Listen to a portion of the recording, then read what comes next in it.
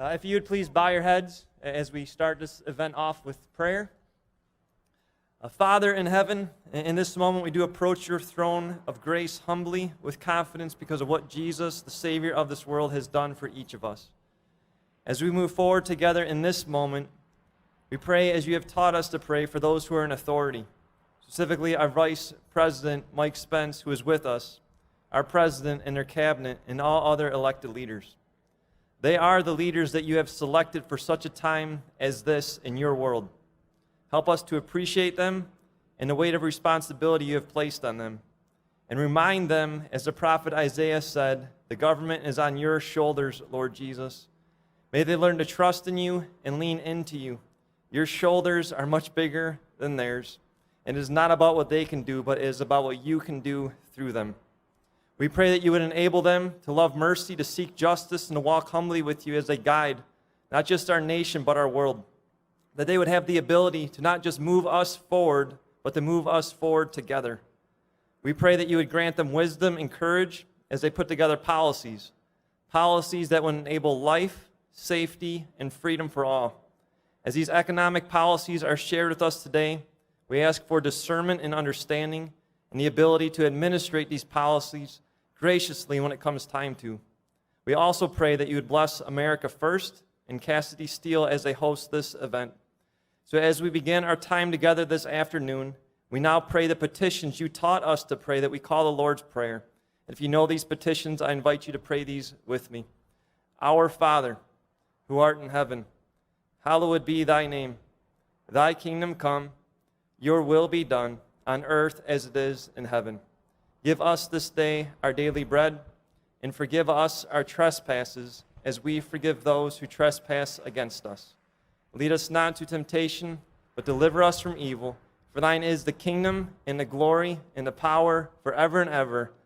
Amen. Amen. Ladies and gentlemen, please welcome Director of Communications for America First Policies, Kelly Sadler.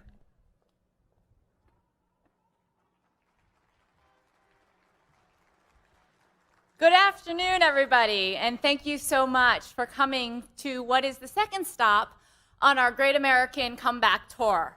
It's time to reopen America, and it's time to reopen Michigan. Yes! My name is Kelly Sadler, and I'm the Communications Director here at America First Policies. Before we kicked off, I was wondering if any veterans, policemen, firefighters, service members in the audience, if you could please stand up. Well, I want to thank you so much for your service. America First Policies and everyone here supports the hard work that you do every day to keep us safe, and we value that. America First Policies is a nonprofit grassroots organization that supports policies that work for all American citizens, and first and foremost, that place America first. We are committed to empowering, educating, and mobilizing the millions of Americans around this country, just like you, who believe the lawmakers in Washington should be making laws that make America safer, stronger, and more prosperous than ever before. So what do we mean when we say America first? Well, first and foremost, it means taking a stand to China. China, for decades upon decades, has been stealing U.S. manufacturing, our jobs, and spying on American citizens. This status quo cannot remain, and we must stand up to China.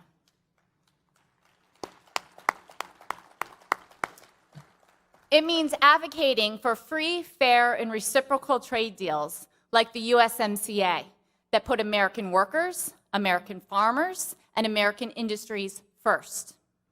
It means a tax system that puts working families first and makes America the best place to live, to raise a family, to create a small business, and invest in.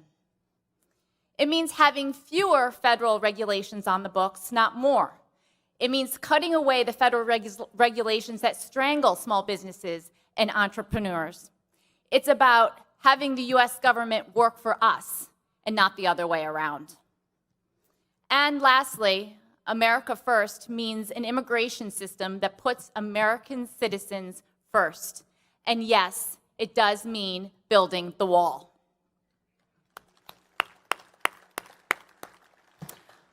America First was on the front lines urging Congress to pass the biggest tax reform bill in our generation. We were also on the road last year urging lawmakers to take up USMCA and for Nancy Pelosi to bring it to the floor for a House vote. It passed last year. Now we're on the Great American Comeback Tour, urging different states all over America to reopen and to reignite, and advocating for policies that reignite our economy. You know, under President Trump's leadership, his policies of tax reform, of renegotiating trade deals, of deregulation, and making us energy independent by unleashing our energy sector, we had a blue-collar boom. Basically, blue-collar workers' wages were rising faster than their superiors. The U.S. was the envy of the world. We did it once, and we can do it again.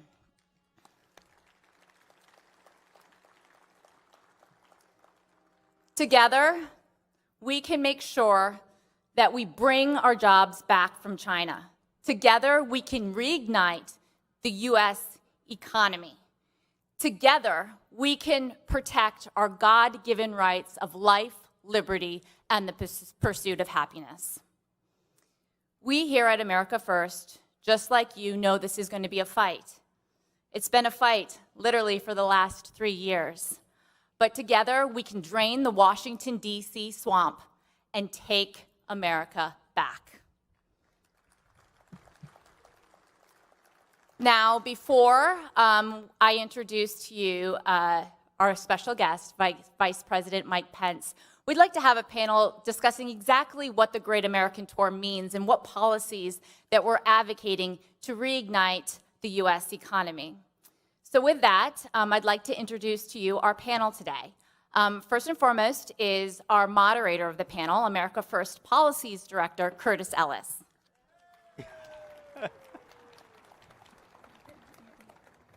Next, from Michigan's 10th District, Representative Paul Mitchell. Hello.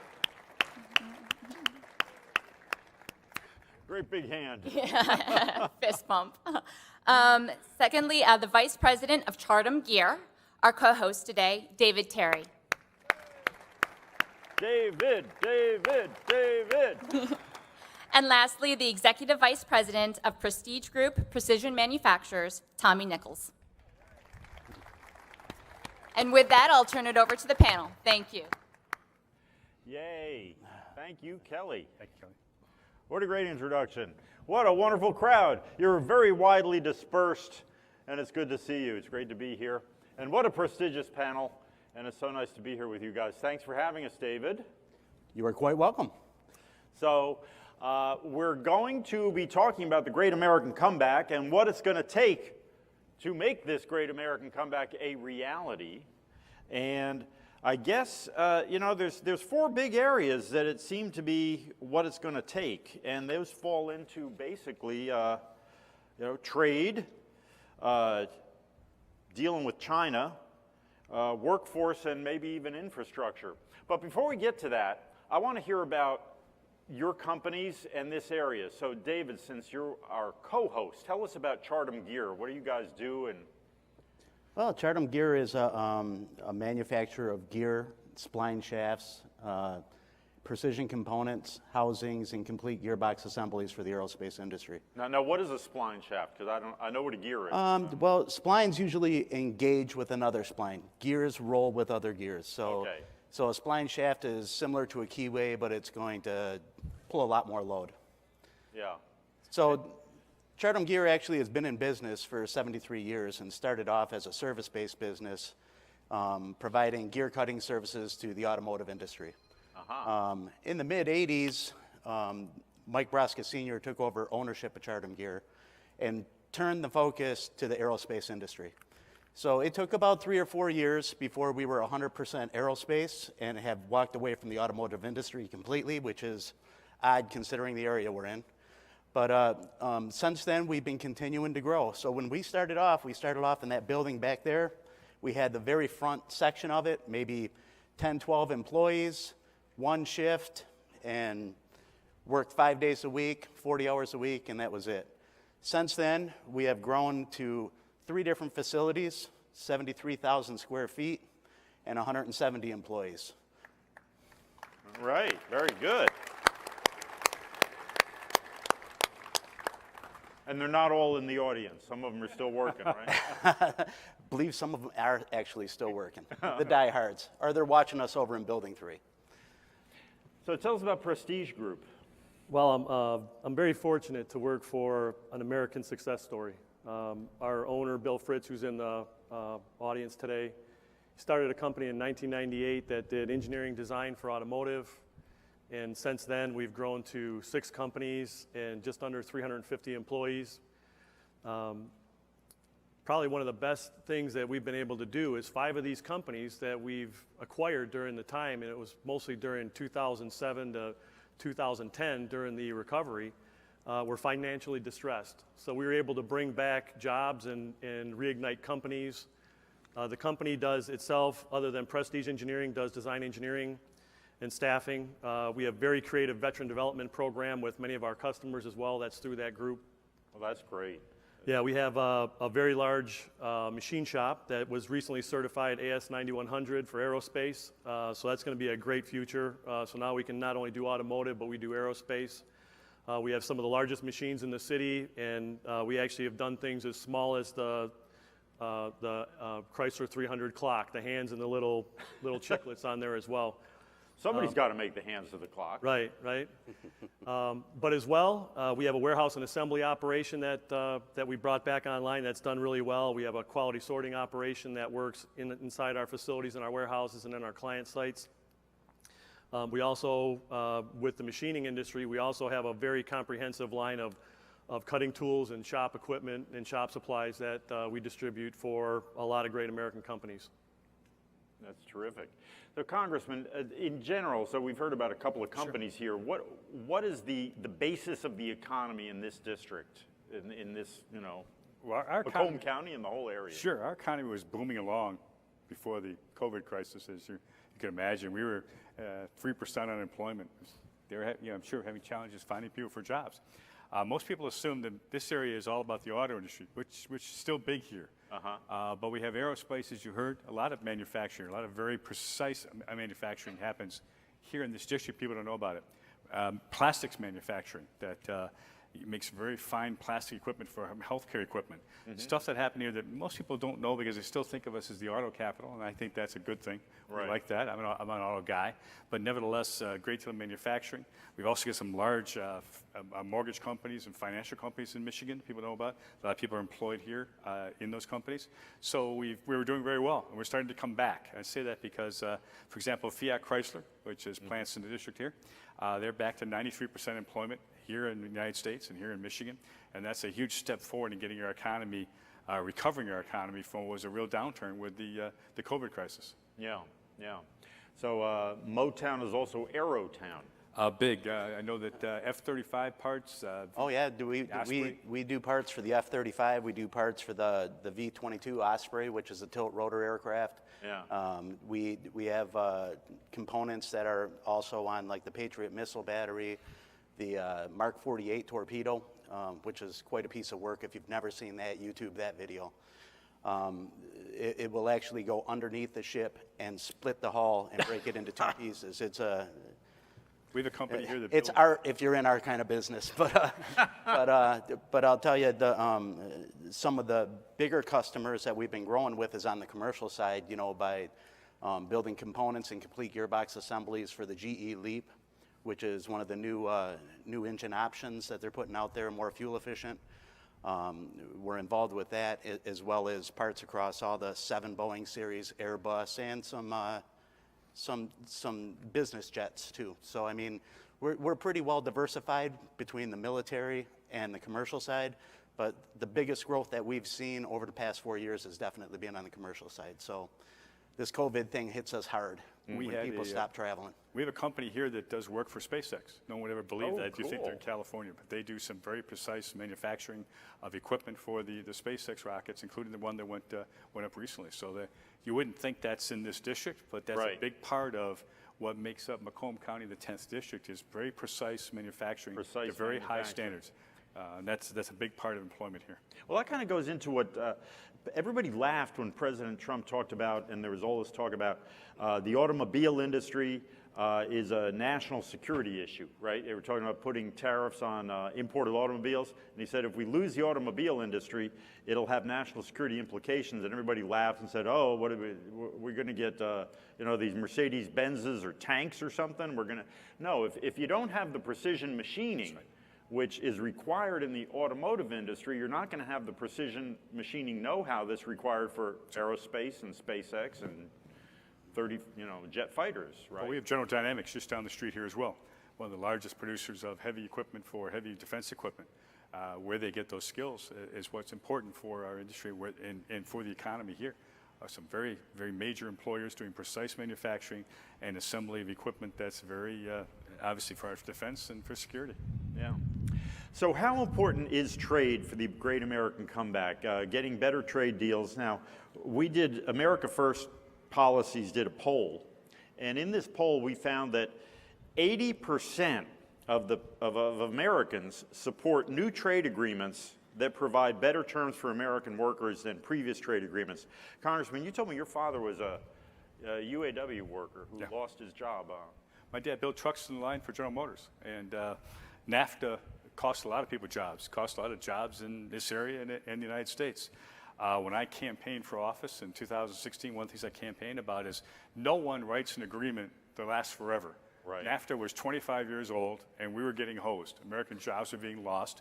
My dad lost his job, took an early retirement because he's going to go back to midnight shift at another plant at 64 years old, right? Wow. So he left. He took an early retirement. We were losing jobs. And the one thing I'm proud about, John Molinar's here with us, another member of Congress, is that we passed, and it took a lot of bipartisan effort, working with Nancy Pelosi and all those folks, but the president led, and we finally drove through Congress on USMCA, a better trade deal with Mexico and Canada to bring jobs back to America, manufacturing jobs and that we lost over the decades. So it's a huge issue, and we should be proud of that. You all should be proud of it, because all of your calls and letters to members of Congress across this country and across Michigan helped drive USMCA to the finish line. Otherwise, we'd still be sitting here hoping it got done. Yeah, I remember during the campaign, President Trump he was then candidate Trump, of course, came up to Michigan and he said it used to be we made cars in Flint and you couldn't drink the water in Mexico. Now they make cars in Mexico and you can't drink the water in Flint. And that's kind of what happened after NAFTA. Well, we grew up with, in my case, anyways, I grew up with NAFTA. So to see what President Trump did with the trade agreement with Canada and Mexico, we've seen in our warehouse, and including China, one of our biggest clients in the warehouse is China. And we've found ways to make money dealing with China. And That's not easy. Yeah, that's not easy. This has been we've received a lot of phone calls now from companies, even Chinese-based companies, that are trying to find ways to either assemble their product here. So not only is it going to help companies come back here, it's going to help us get more business that was being done in China by Chinese companies in here, whether it's assembling air vents or sequencing parts, repackaging things. There's all kinds of opportunities now flowing in based on these agreements.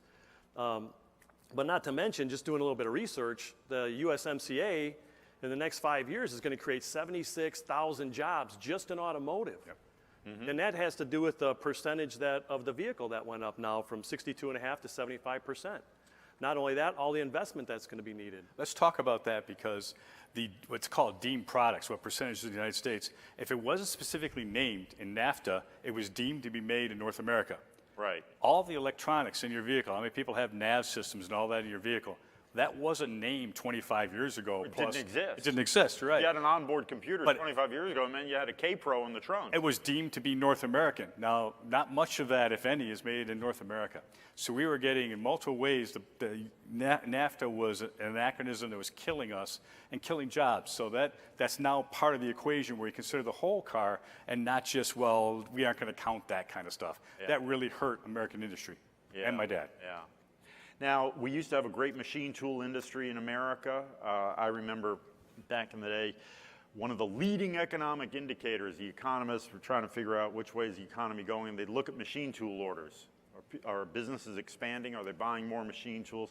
You've got a great story about Chardom gear and machine tools that has to do with trade and what's wrong with our as trade. Chardom was increasing to grow, you know, we decided we were going to go out and we were going to purchase a new CMM machine. Actually, it was a gear analyzer. What's the CMM? It's a coordinate measuring machine. So, yeah, you know, it's programmed to go through and check multiple dimensions that it would take somebody quite a bit longer to do on manually by doing it on a plate check. So the machine we were trying to get, though, was actually a gear analyzer. So it checked all the properties of the gear tooth. It checked all the runouts of how that gear ran, the eccentricities of it. But we wanted it to actually be able to have some CMM ability as well, to be able to check holes and check diameters. Well, there wasn't a company in America that actually had put those two technologies together, although they're basically the same machine. It was a software issue. And the reasoning was, for a machine like that, for a machine tool company like that to be able to do that, they need to compete globally. And the market just wasn't there for them. So we were able to find a good machine out of Europe that was able to put those two aspects of inspection together. And the machine was about a $375,000 machine. So we had to set up with an import-export company to get the machine shipped in from overseas. And our taxes, or our tariff on that, was approximately $7,000, $7,700. Mm-hmm. That same company said, well, if you were to take this same machine and ship it back over to Europe, that tax would be $77,000, or 20% the cost of that machine. Well, it's no wonder that machine tool makers 10 can't times more. 10 times. And that's, you know, that's the kind of market that they have to try to compete in. So, you know, everybody has to get pretty much pigeonholed and figure out where they're going to compete here and where they can compete overseas. And hopefully, with the new trade deals that are now getting negotiated through this administration, we're going to be able to close that gap and see the economy even kick off more. Yeah, I mean, we have this terrible disparity. We drop our tariffs, right? We drop any barriers for other people to sell here, but they're not doing it that way. That doesn't sound like free trade, and I didn't even know free trade even Doesn't exists. exist, does it? I don't think it exists in the world. It takes two to tango. That's right. Which gets us to the elephant in the room, which is China. So how important is it? Well, we asked the American people in our wonderful polling operation, conducted by someone you know. Good for you. And 80%, 8 out of 10 Americans support bringing jobs back from China. They think it's very important that we get our jobs back from China. Maybe tax incentives, whatever it takes, but we got to bring manufacturing back from China to the United States. So how important is it? Oh, I think it's critically important, and I've had the chance on multiple occasions to talk to the president about it. We need to make our deal with Europe and get a fair arrangement there with Europe, and then with our allies, take China to task. Mm-hmm. In multiple ways, they're taking advantage of not only us, but the world. Yeah, tell us how. Not just in tariffs. So they charge tariffs on our goods going over there, and we don't charge tariffs here. But they also set up other than tariff barriers. For example, they claim our equipment, for example, doesn't meet their standards. Meanwhile, by the way, they're shipping over here baby food that's got, dog food that poisons animals. We'll go through a list. Baby toys that had lead paint on them. They're a hell of a crew to talk about standards. Yeah, well, standards are a malleable thing. So we've got, and then on top of that, they try to steal, and they do steal intellectual property. They've literally stolen plans from automakers and others to build vehicles there. They try to steal our our military technology. I understand they're making a F-35 knockoff. They're pretending to. We'll see if I don't think it'll compete, but they're pretending to. I also serve in House Armed Services, so I'm aware of what they're doing there. But what they've done is multiple ways to take advantage of us, because we thought if we brought China into the World Trade Organization, that they would learn to play nice with the rest of the world. Mm-hmm. Guess not. They're not going to play nice with the rest of the world. They will take advantage of anybody they can. And until we accept that and hold them to task on it, we're going to continue to lose jobs. So I think the president's on the right track and holding China accountable for their actions and getting a fair deal. Yeah. Have you guys had any? You had a great experience. Did you go ahead, Tommy? Yeah, we have a large machine shop, and we talk about aerospace. Many aerospace contracts can't be outsourced outside the United States, so that all by itself has saved a lot of machine shops in the area. But when you look at a automotive company that can source a large metal tool to China, and what President Trump is addressing in one sense is landed cost, which is not only how much does it take to make it, but then they have to ship it here. It has to be on a truck across the country to get to Detroit. When they can make it cheaper in China, ship it here all the way, all the time, and then when it gets here, designs, they evolve over time. There's changes that have to be done here in the United States, and that can still be done cheaper than doing it here with our people. If they can do anything on that side of the business to help us compete, that's a great point. That's a gigantic difference in percentage. If we can get any help here, because we are in most cases, we can get competitive, but it's difficult. You know, we're trying to grow wages and grow jobs as well. But to address your point about security, when you have 90% or 95%, I think, of the ibuprofen is made in China, and then you look at automotive companies, that were down. If those plants weren't there, we probably wouldn't have been able to make the ventilators, which were able to open up the country again. And now we're able to give those ventilators, sell those to other countries, and just from a human perspective, we're able to provide those to countries that can't get them themselves and can't get them from China, because China decided where they're going to do business, and they're going to do business with their partners. Right. So if you're not a supporter, we as a country, the fact that we can be there, that's the America I think that we all know, right? Is the country that can, Arsenal Avenues in Warren, that got its name during World War II. Right. I mean, those plants were converted. They could make anything. If we can make ventilators, we can make torpedoes, we can make planes and tanks. Even if you don't have to use them, the fact that we have them is a deterrent, and we're able to keep them. Congress is increasingly putting in what's called Buy American provisions, where federal money is going into. Yay! Yes. And you see that, again, the president's pushed that issue, and Republicans and Democrats agree. And one of the things we dealt with as an example, the passenger rail cars and some of these high-speed rail systems are produced by a company. They claim they set up a manufacturing company in the United States. By the way, the Chinese funded it.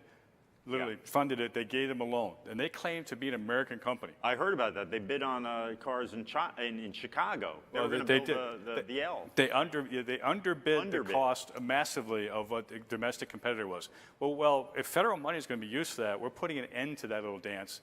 It's Buy American. It may cost a little bit more, but we're not going to have Chinese technology in our infrastructure, in our train transportation system, in our defense systems, because it puts this country, and our health care, to be frankly, it puts this country at risk. Abraham Lincoln said, it was during the Lincoln administration that we built the Transcontinental Railroad, right? And he said the rails have to be made in America, even though it was cheaper to buy them from Britain. Because he said, when we buy foreign goods, we get the goods, the foreigners get the money. When we buy American, we get the goods and the money. And you were just saying about the Buy American with aerospace. That is why we have an aerospace industry, why we have machine tool industry to a large degree, because the federal, it just makes no sense to me, Congressman, you got it right. When we're spending taxpayer dollars, why aren't we hiring Americans to do that work? I mean, and as you noted, some of the technology is critical when you talk about our ability to build ventilators. We did not have that capability domestically when the COVID issue hit. We didn't have them. We do now. We are not producing enough of our pharmaceuticals in the United States. They're being produced all over the world. China is a great deal of India in terms of generics, but we can't then get the medications we need. We need to start thinking about this holistically in terms of impact, and not just can we get a couple of cents cheaper, because it may be cheaper today, but if they take advantage of us, we're going to be in a seriously bad situation. That's right. Looks like you had something to say. No, what I was going to say is still a lot of the commercial aircraft components, assemblies, and parts are still being done overseas.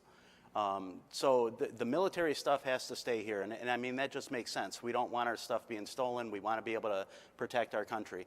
But you're still seeing a lot of the larger companies, whenever they're getting new programs that have any kind of teeth to them, any kind of production that would really set off some good American aerospace companies, they figure out a way to send it to another country, make it cheaper, and I'd love to see some incentives to keep that stuff right here in America.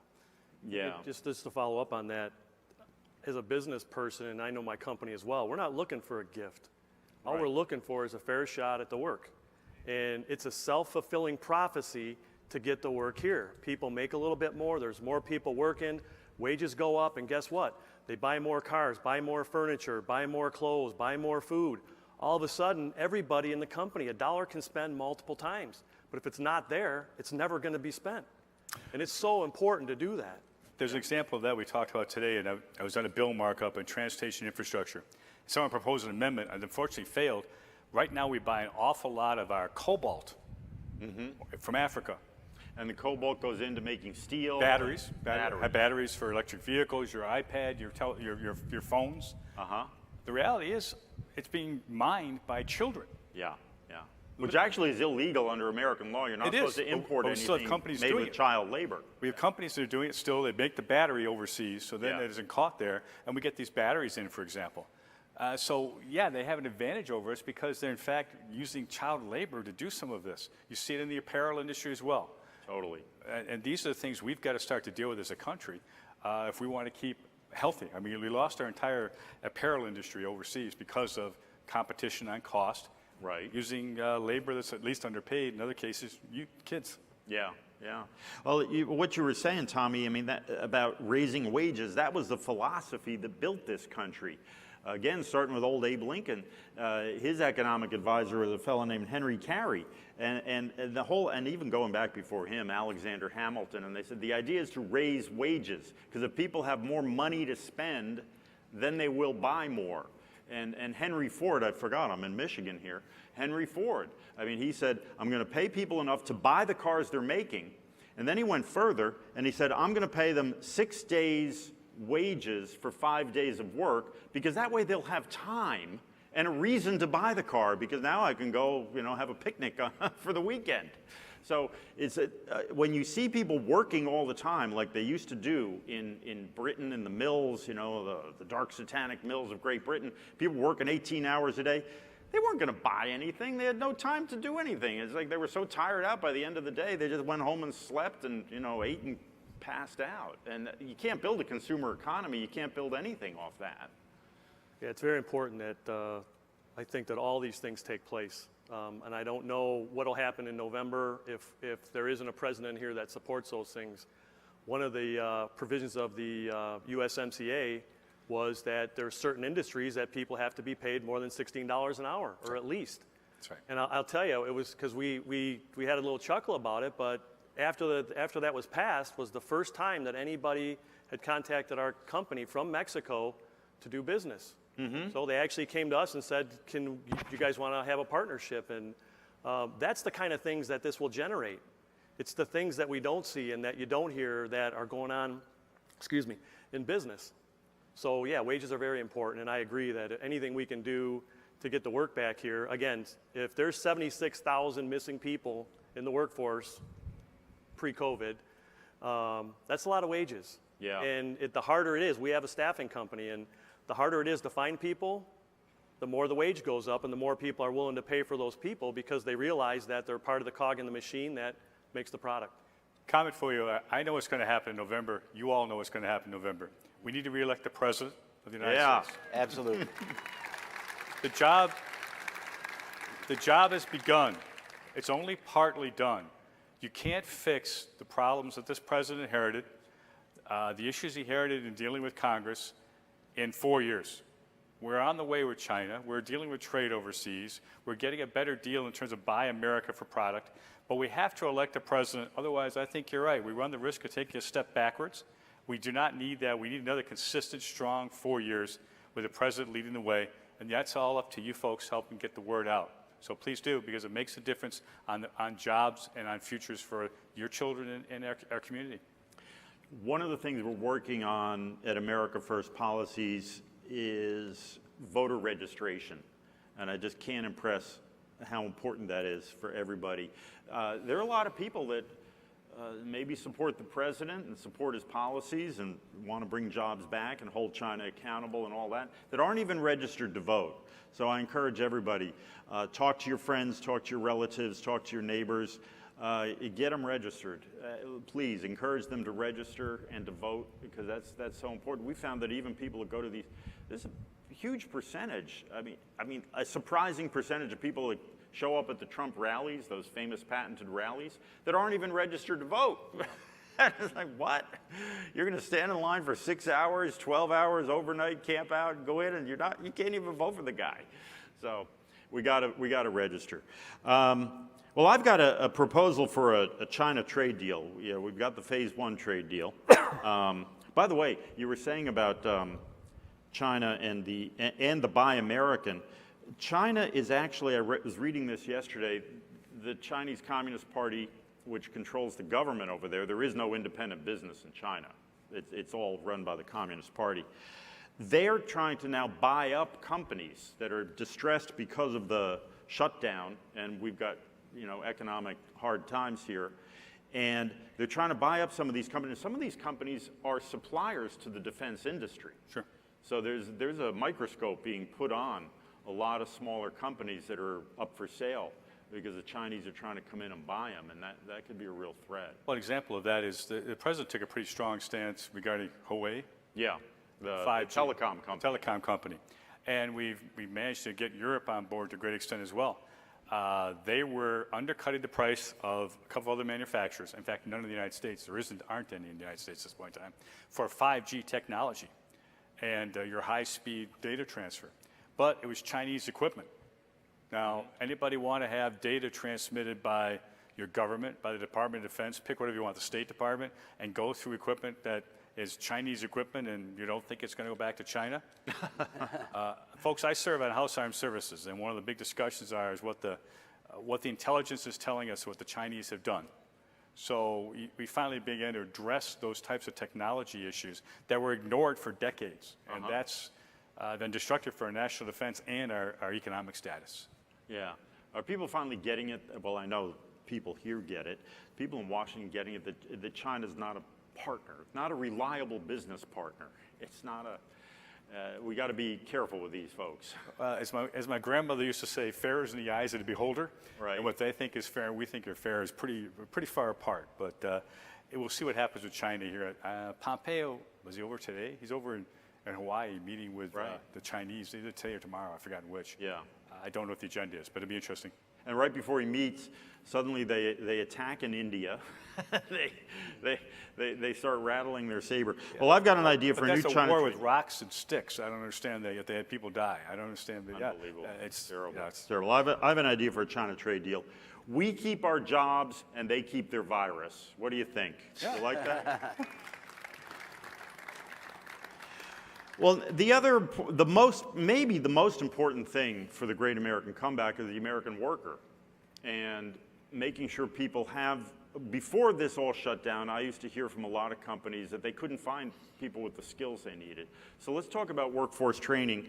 That was, interestingly enough, just coincidentally, we asked about that in our poll, and we found that 94% of Americans believe and support funding for vocational and technical job training in high schools. Now, you can't get 94% of Americans to agree the sun comes up in the morning.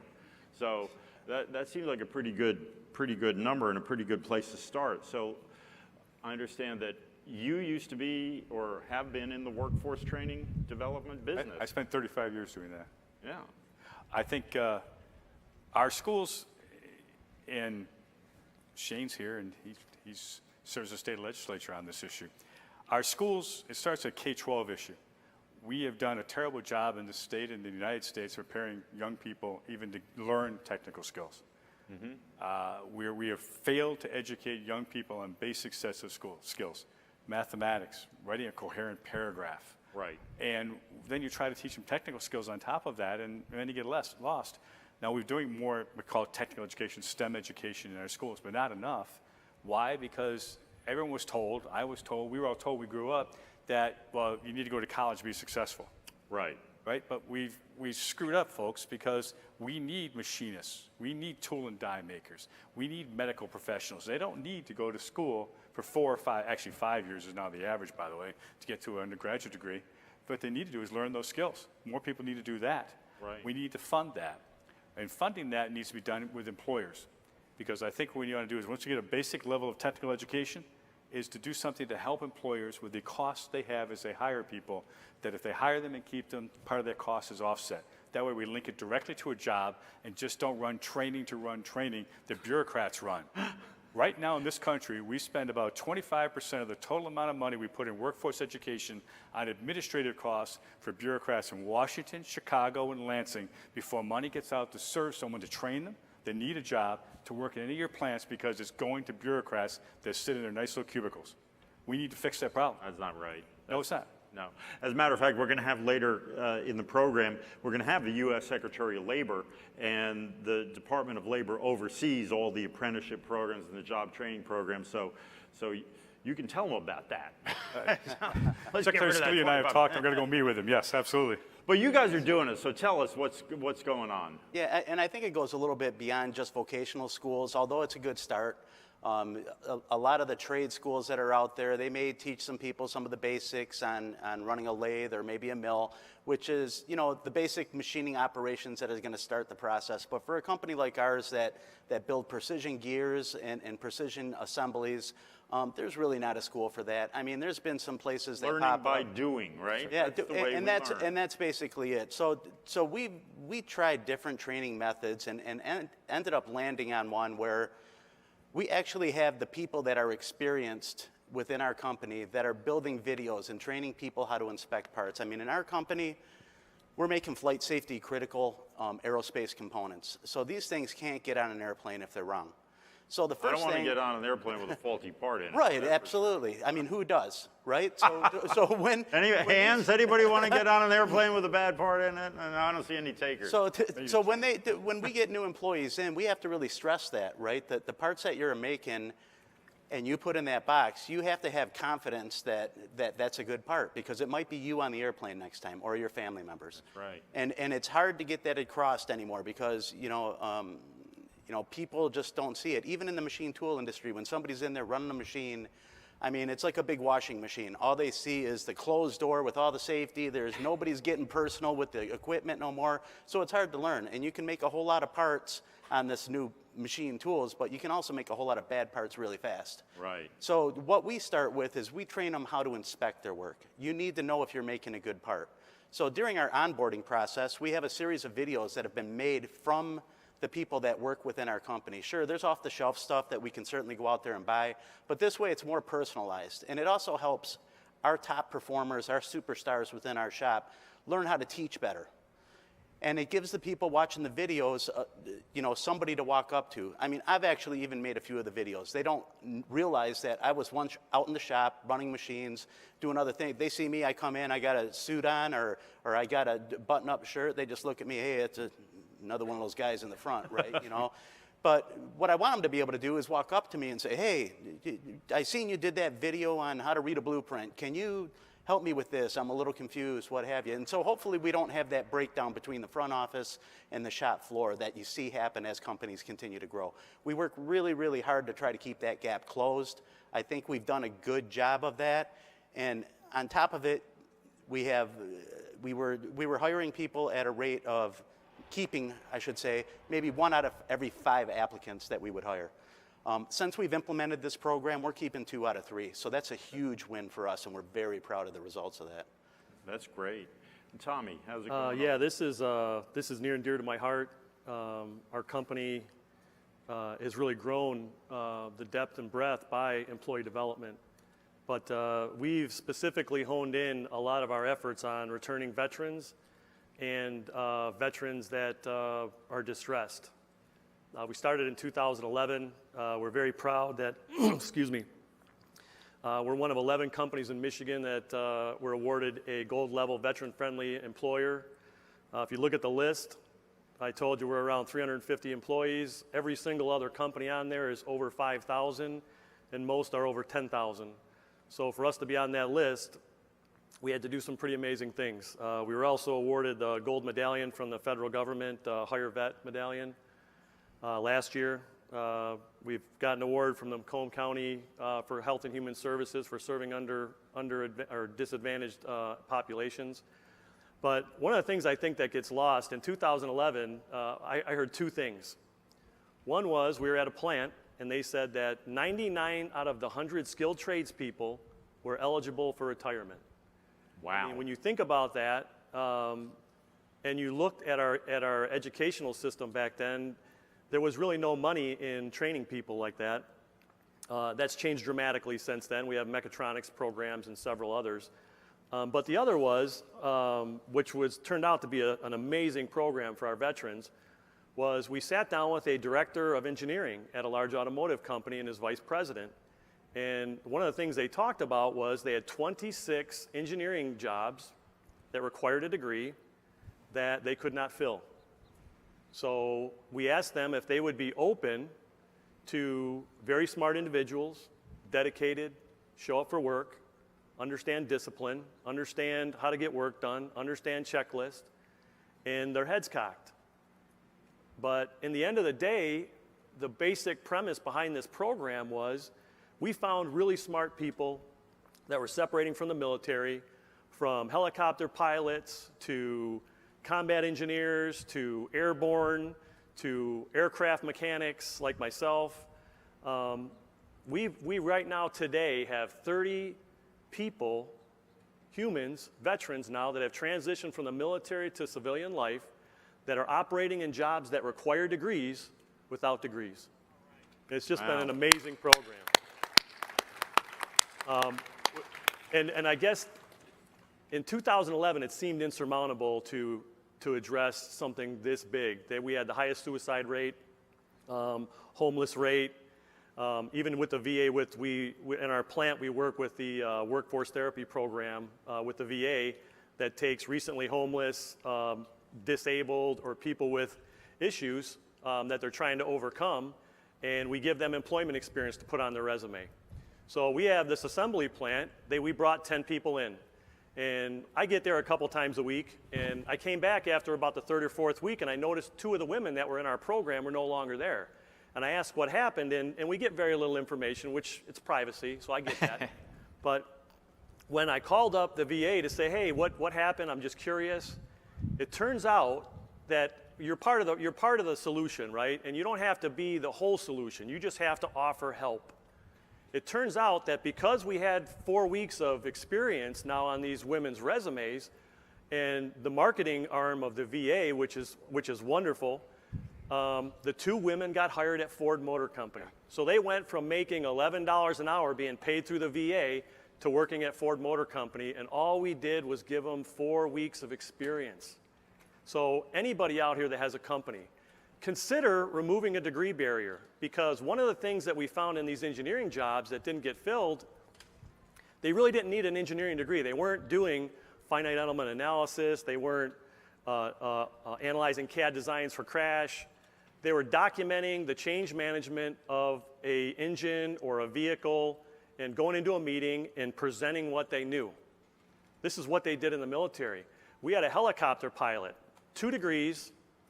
When we found him, he just got back from Afghanistan. He flew the Chinook helicopter, if any of you are familiar with it, CH-54.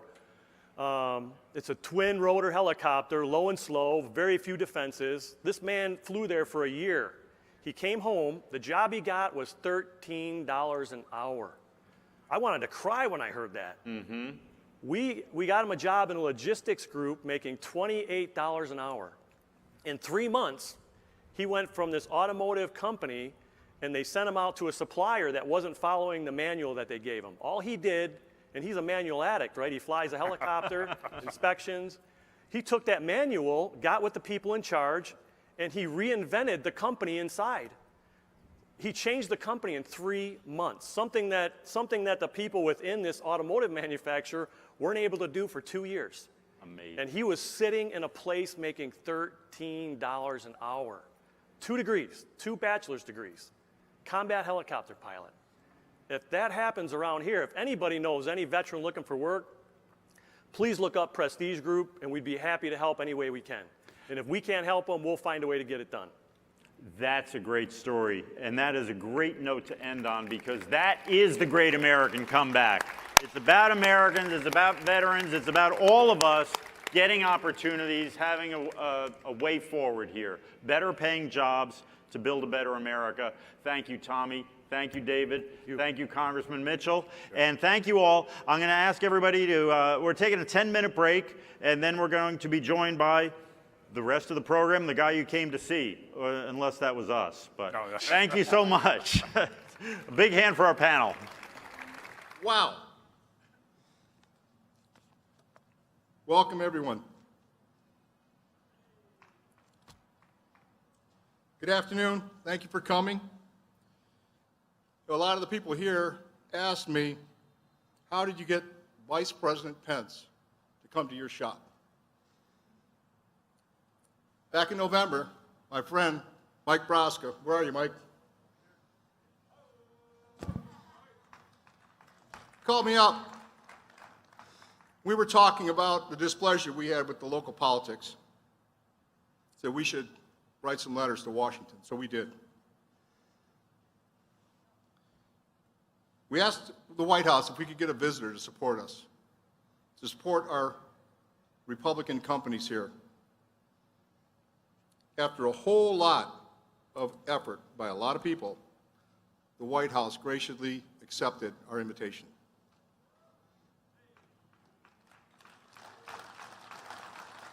About 2 weeks ago, they notified us that this event was going to happen on Tuesday, June 16th, 2 days ago, which was Mike's sister's birthday.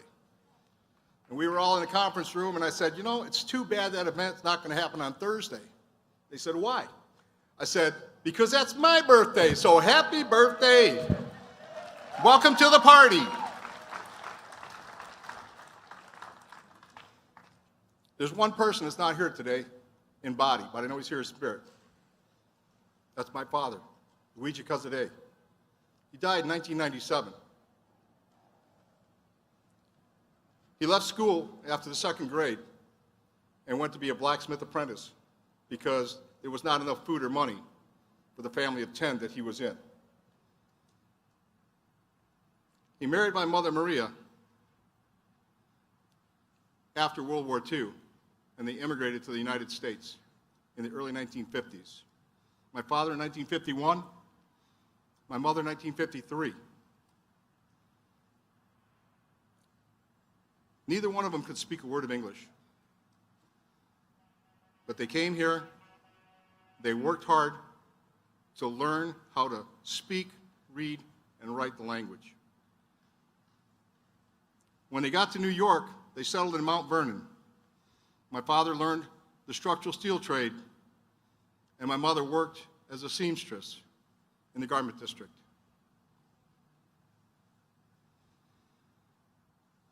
After a few years, they became United States citizens, and America was now their permanent home. It taught my brothers and I to respect other people and their property, that a person should work for what they need so they would appreciate what they have in life. In 2001, my brother Robert and I formed a little fabrication company to put into use the trade skills we learned from our father. We worked hard to build a company that we are very proud of today. We thank God every day for the blessings that we have at Casadei Steel. By the way, Casadei means house of God. The team that makes up our company, our estimators, our detailers, counting staff, machine operators, fitters, welders, loaders, drivers, local 25 iron workers, our customers, our suppliers, and all their team members. There's 2 people on that list I didn't mention. And we feel they're our team members also. Those 2 people are Donald Trump and Mike Pence. With the help of the current administration, we are celebrating the great American comeback. The Jobs Act of 2017, implemented by the current administration, has allowed Casadei Steel to implement a phased expansion plan that began in 2017. Phase 1 expansion is here to my right. This beautiful equipment receiving bay, along with fabrication equipment. Phase 2 will begin shortly with another building expansion and the addition of more fabrication equipment. We have been able to invest in the latest software, training, and to provide a better work environment and better paying jobs at Cousin Day Steel for their team members. We are proud to be part of the great American comeback. We want every American to have a good job, a good paying job, and the training to do that job. And the most important person in the President's cabinet to make that happen may be the man I'm about to introduce. He works every day to promote opportunities for gainful employment.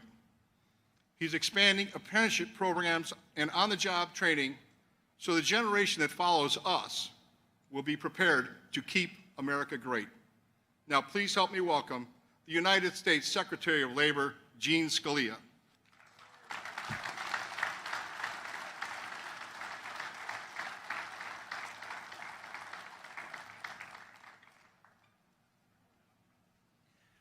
Bruno, thank you. Happy birthday. Quite a birthday treat to have the Vice President here with you today. And it's a treat for me to be here at Casa Day, and also to have visited Char and what a wonderful story, too, Bruno, about your father coming here. My grandfather came here from Italy, not speaking a word of English, when he was a boy, and got to see his son become a judge, and then a Supreme Court Justice, Antonin Scalia, my father, on the United States Supreme Court. And as my father would say, only in America. So it's a treat to be here at Casa Day, the House of God. And it's wonderful to be in Michigan. It's wonderful to be on the road. It's wonderful to be outside the Beltway. I got to go to a restaurant today. What a treat. I think my fourth restaurant in about 3 months, and my third in the last couple of weeks with the Vice President, which is a special treat. But it's been a hard few months for the American people. It's been tough in so many different ways. We've lost friends, we've lost families, we've lost jobs. There's been a lot of sacrifice, but we've turned a corner. We're reopening, and we're on the mend. We put out a wonderful jobs report at the Labor Department just 2 weeks ago, showing that in May we added 2.5 million jobs to the U.S. economy. We dropped our unemployment rate. We've lost so many jobs in this country, but we knew it ought to be temporary. We knew we were pausing. We knew we could reopen, and we knew we had the leadership to help us make that happen. President Trump made some very important moves early on, not just stopping transportation in and out of China, but also major bipartisan legislation in March to put us in a position for the rebound that we're now in the midst of enjoying. That included the CARES Act, which provided economic impact payments to Americans from the Internal Revenue Service. Nice to have the money going the other way, isn't it? And also the Paycheck Protection Program, which I think both these companies were able to use to help keep workers on payroll, keep up and running while awaiting the reopening. The other reason we're positioned to do well now is because of the economy that President Trump, Vice President Pence brought us before we had the virus. We had an extraordinary economy. In the summer 2016, before the election, the Congressional Budget Office said, we'll probably have 1.9 million new jobs by the year 2020, and maybe we'll have 5% unemployment. Well, you know what? We had 3.5% unemployment. We didn't add 1.9 million jobs. President Trump, Vice President Pence added 7 million jobs with the hard work of the American enterprise, the American working people. Now, here's another thing.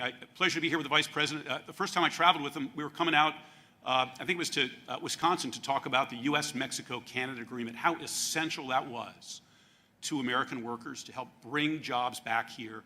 Maybe the single most important thing that made Donald Trump want to be president was to keep jobs in America, to stop them being siphoned away to other countries through, among other things, unfair labor competition. And guess what? In January of this year, I was so honored to attend a ceremony at the White House where the president signed that USMCA agreement. It goes into effect next month. That agreement will bring hundreds of thousands of jobs to the United States that are elsewhere right now. And by the way, it'll be very strong for the auto sector, which you know is so important here, and for American manufacturing as a whole.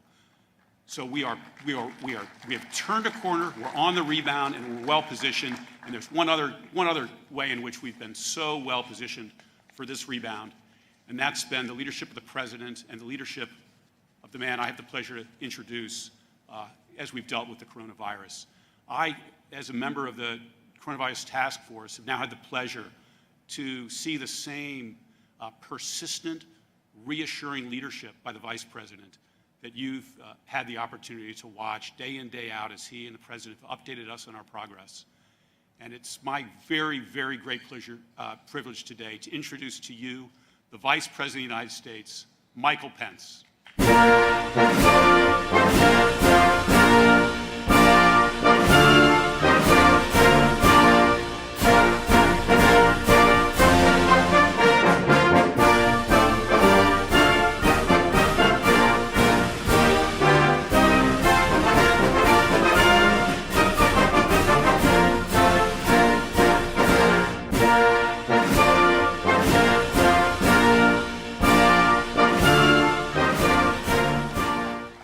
Well, hello, Michigan. And thank you to really one of the hardest working members of the President's cabinet. He is a dedicated American. He's focusing on improving the lives of workers even in these challenging times. Would you join me in thanking the Secretary of Labor, Gene Scalise? He's doing a phenomenal job for America. Thank you for those good words, Mr. Secretary. To Secretary Scalia, Congressman John Molinar, Congressman Paul Mitchell, our great friends, to State Representatives Annette Glenn and Shane Hernandez, and all the incredible men and women of Char Gear and Casa de Steel. It is great to be back in the Wolverine State.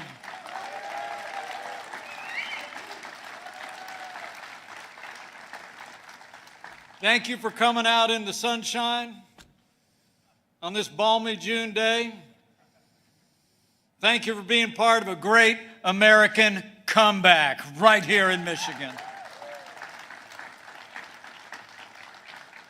I just had a great tour of these two great companies, Casa de Steel and Char Gear, two tremendous American businesses. I want to congratulate all of you for the job you do with these two great companies. 84 years, been building America with the steel that is American strength and providing the technology that's been providing for our national defense.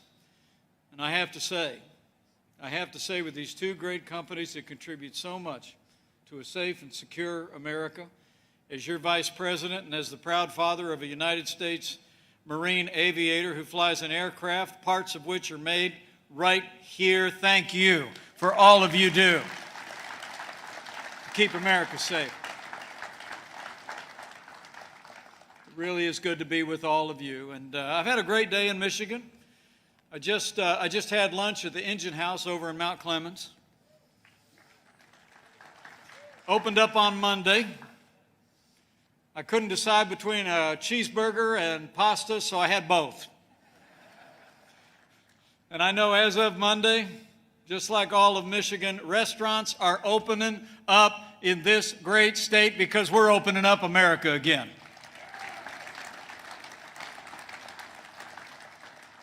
And before I go any further, allow me to bring greetings from another friend of mine, a man who loves the state of Michigan and loves manufacturing and steel like no other American I have ever met. Allow me to bring greetings from the 45th President of the United States of America, President Donald Trump.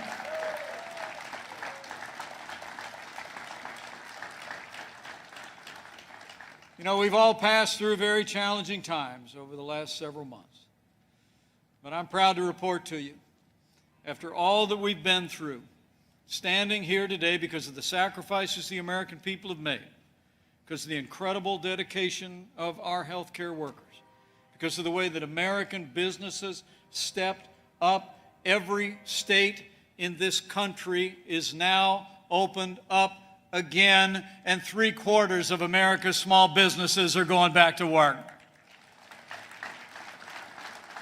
The transition to greatness has begun. And we're building and rebuilding this economy on a strong foundation of what we were able to do over the first 3 years of this administration. You know, when President Trump and I were spending time in Michigan back in 2016, he promised people of Michigan that we'd cut taxes for working families and businesses large and small, that we'd roll back federal red tape, that we'd unleash American energy, that we'd fight for free and fair trade that puts American jobs and American workers first. And President Donald Trump delivered on every promise he made to the people of Michigan, and we saw more than 7 million jobs created in the first 3 years. And I have to tell you, all of that progress would not have been possible without two friends that I mentioned right at the top. And I wanted to give you one more opportunity to thank them. They are two principled conservative leaders. They've been partners with this administration every step of the way. They are deeply respected in the Congress of the United States. So would you join me one more time in thanking Congressman Paul Mitchell and Congressman John Molinar. Stand up and take a bow, guys. Thank you so much. They've been delivering for Michigan for the last 3.5 years, and the President and I are so grateful.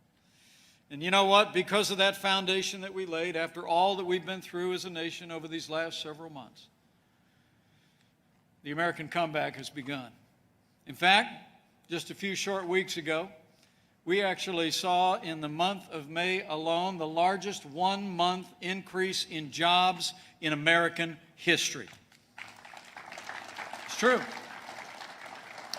The experts were all telling us, weren't they, Ms. Secretary, that we could lose 8 million new jobs in that report. They said unemployment across the country might go from 14% to 20%, but actually the American people proved them wrong.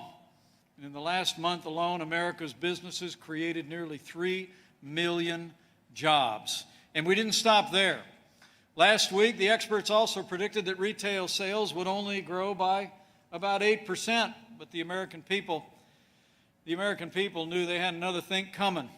As we say down in the Hoosier State, they shattered expectations. Retail sales soared by 17.7%, the largest monthly increase in sales ever recorded. The American people are driving a great American comeback. And as I stand before you today, I want to make all of you a promise. A centerpiece of this transition to greatness, a centerpiece of this comeback, is going to be law and order in every community, in every state in the nation.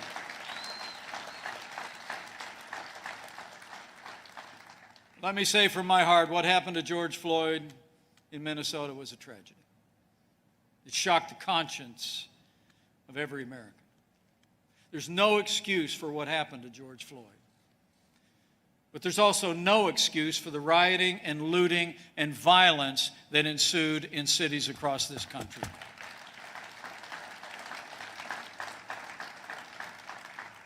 You know, like every American, we cherish and will always defend the First Amendment right of every one of our countrymen. We respect the concerns of peaceful protesters.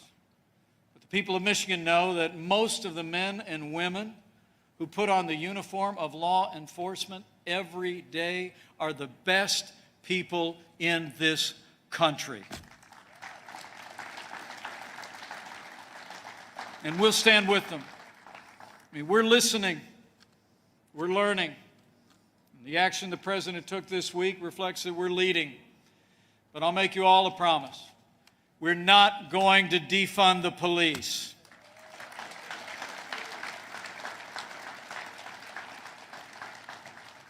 You know, my uncle was a police officer in Chicago, not real far from here, for his entire career. He's one of the heroes of my youth, but I'll tell you, every one of us knows that men and women in law enforcement really are the best of us. They put on that uniform every day and they go and risk their lives to protect and serve our families. That's why the President and I sat down with leaders of law enforcement. We sat down with leaders in the African American community, and President Trump took action this week. He signed an executive order to make immediate resources and training available to police departments. We're going to work with law enforcement, work with our African American leaders and neighbors, and we're going to improve standards for the use of force for every community in the country. We're going to help our police to improve. We're also going to support law enforcement with resources and reform, but I promise you, we're not going to stop there. As President Trump said in Dallas last week, we're also going to work with the Congress to continue to move forward an agenda that not just includes public safety, but one that creates more jobs, more prosperity, and more educational opportunities for African Americans and all of our minority communities in the cities across the country. I mean, for the last 3 years, I'm proud to report to you that because of the policies that these congressmen supported and this president advanced, we saw the lowest unemployment ever recorded for African Americans in this country. We saw the creation of more than 8,000 opportunity zones, generating billions of dollars in investment in underserved communities. And we're going to continue to work jobs and investment in our major cities in the country, not just for African Americans, but for every American. We're also going to address something that we learned about in the coronavirus pandemic. We saw early on, as I led that task force, that the coronavirus was impacting African Americans and other minorities in a disproportionate manner. What the experts told us is that was evidence of historic disparities in health care among our neighbors in the African American community. So we're going to bring free market solutions to give minority communities more choices in health care to improve their lives. It's about jobs, it's about health care, but it's also about education. You know, the reality is today that many of our African American neighbors are required to send their kids to some of our most failing and dangerous schools. And that's why this president, this vice president, and our administration are going to continue to fight every day to give African Americans and every American family the right to choose where your children go to school, whether it's public or private or parochial or religious. The American people believe they should decide where their children get their education, and we'll fight for it. So in the midst of all of this, I promise you, we're going to continue, as I said before, to listen, to learn, to lead. And we'll form a more perfect union, which is America's ongoing mission. We'll put Americans back to work. We'll bring our nation together as we open up America again. You know, the comeback that we're celebrating today would not have been possible without all of the efforts and sacrifices that all of you have made and companies like this made. It would not have been possible without the leadership of President Donald Trump and the partnership that we forged with states across the country. And this president, before there was a single coronavirus case in America, you all deserve to know, President Trump shut down all travel from China. It bought us an invaluable amount of time to stand up our national response. It's remarkable to think also that at the end of February, when he asked me to lead the White House Coronavirus Task Force, we'd actually performed only about 8,000 coronavirus tests in the entire country. But now, because of the public-private partnership that the President forged with American commercial laboratories, we're testing roughly 60 times that number every day. We're testing 500,000 Americans a day and have performed 23 million coronavirus tests, more than anywhere in the world.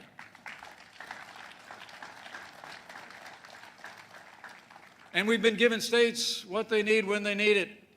And I'm proud to report to you, working with the state of Michigan, we delivered more than 560 million masks and gowns and face shields and personal protective equipment for our healthcare workers. But it was those efforts by industry, those efforts by the President, mobilizing a whole of government approach, even a whole of America approach, that launched our national response to the coronavirus. But ultimately, it was because of all of you that we are where we are today. Every single day, we're one day closer to putting the coronavirus in the past. Because of the sacrifices of millions of Americans who stayed home from work, from school, from places of worship, who closed down businesses, putting the health of their employees, their customers, and their community first.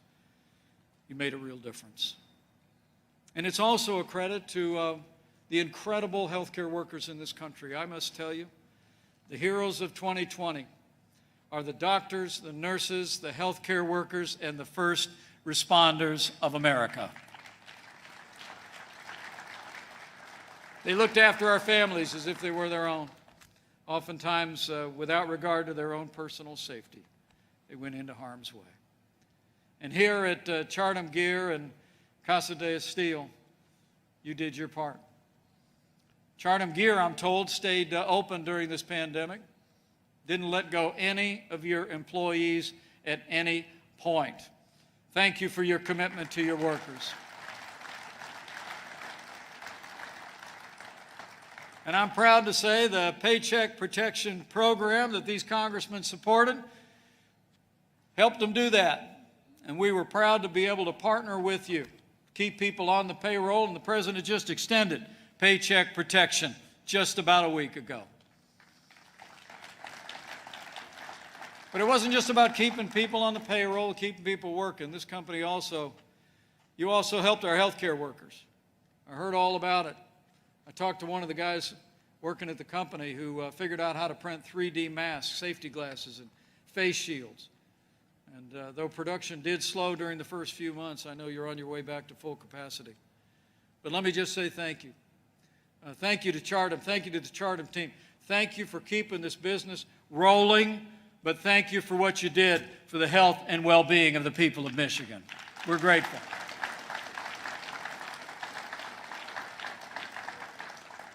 And I'm also told that when a local General Motors plant came to Casa and asked for help in building life-saving ventilators, this company stepped up and helped to create a new facility to manufacture life-saving ventilator parts.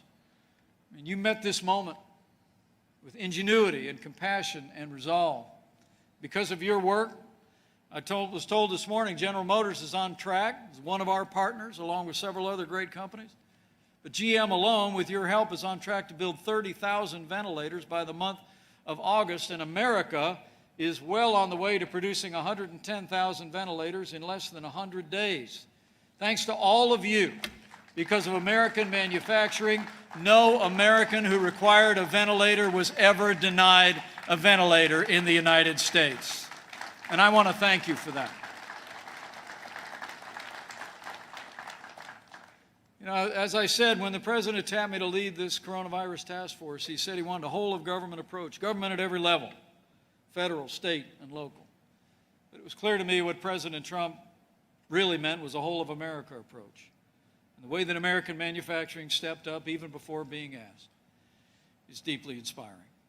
When I think of that warlike mobilization that created personal protective equipment, that created ventilators, that stood up testing by the millions across the country, I only have 3 words to say. Only in America. Am I right?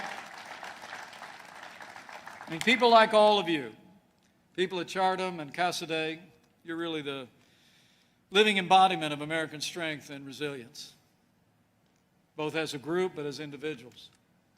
I know it's personified in a man who I was told has spent over 30 years in manufacturing, who's a true Michigander through and through. I heard he worked his way up the ranks from a machine leader to night shift foreman to shop superintendent to manufacturing coordinator.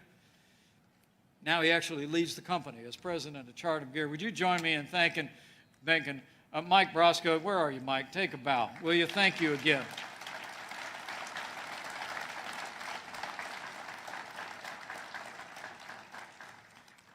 He's also like the son of Italian immigrants whose parents came to America in pursuit of a better life 60 years ago.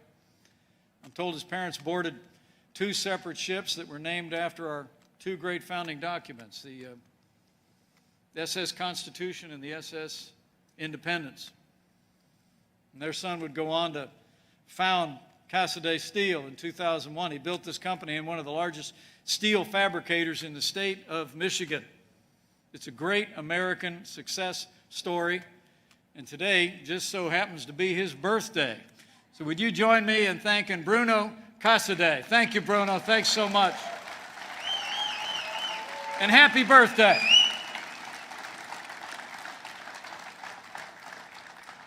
And while you're at it, while you're still clapping, why don't you join me in thanking his mom, who is actually with us here today. Maria Cassaday, are you with us? Take a bow, Mom. What a great family.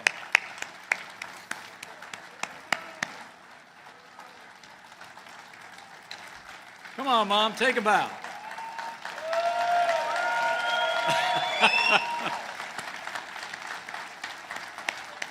What a great family.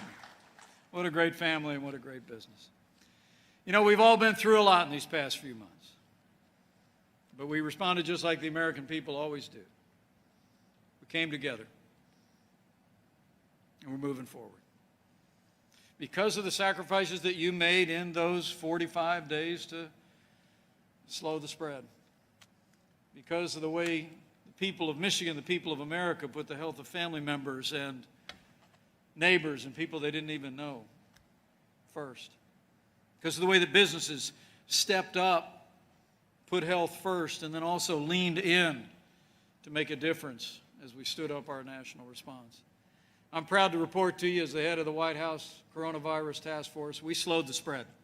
We flattened the curve. We cared for the most vulnerable, and we saved lives.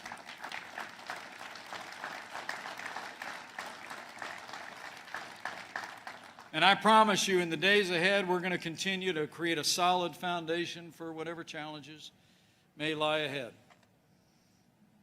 And we're going to do it in a way that puts America back to work. Every single day, we're proving, as you are here in Michigan, that we can safely reopen America. And you have our thanks. It really is great to be back in Michigan. I'm going to let you all get out of the sun. And I got a plane to catch. I will tell you, I ordered a pizza to go at that restaurant, and we're going to be eating it on Air Force Two, Gene, just so you know. You know, we live in challenging times. Not just the months through which we have passed, but the following weeks through which our nation has seen great strife, heartbreaking losses, inexplicable violence against innocent civilians, property, and law enforcement. Sometimes you turn on the television, it seems like there's more that divides us in these United States than unites us. But I'll always believe that there will always be more that unites us in this great country than could ever divide us. And chief among those virtues and values is this is a nation that loves freedom, and this is a nation of faith.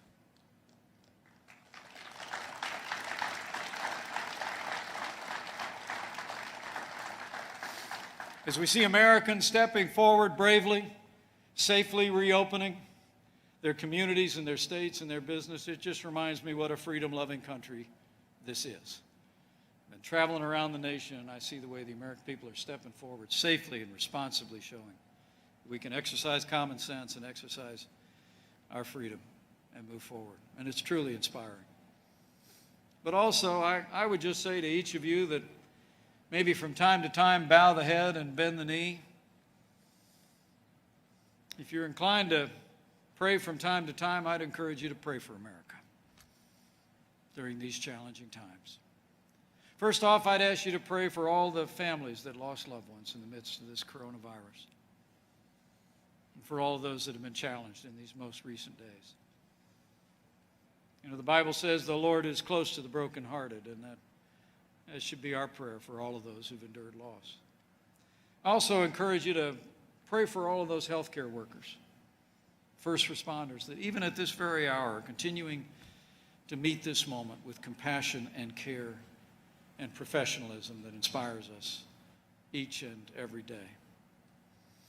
And lastly, I would just encourage you to just pray for all of the people of this country. The President said not long ago that we, as I said, he said we grieve together as a nation, but we heal together.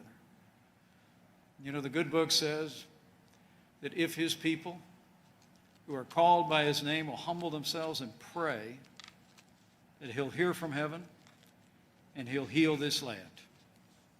So pray for America, and we will heal America and heal our land as we put America back to work.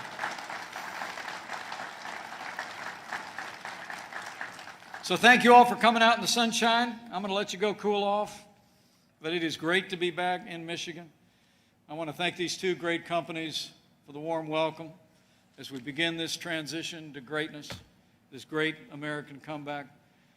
I'm absolutely confident that with President Donald Trump in the White House, with all the great men and women of Sterling Heights working hard to open up Michigan and open up America again, I just know the best days are yet to come for Michigan and America. Thank you. God bless you.